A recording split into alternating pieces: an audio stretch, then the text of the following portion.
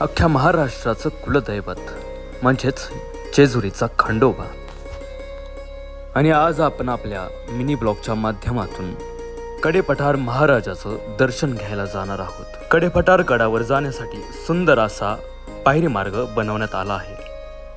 गडावर जात असताना बानाई देवीचं मंदिर लागतं। गडाच्या माथ्यावर आल्यावरती जणू स्वर्गात आल्याचा एक अविस्मरणीय अनुभव आपल्याला मिळून जातो।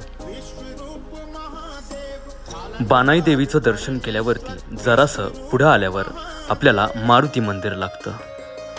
हे आहे वीरभद्र मंदिर। उमापती महादेव शंकर शिव भोले, उमापती महादेव पालनहार परमेश्वर विश्वरूप महादेव पालनहार। मंदिराच्या शेजारी आपल्याला दत्त मंदिर आणि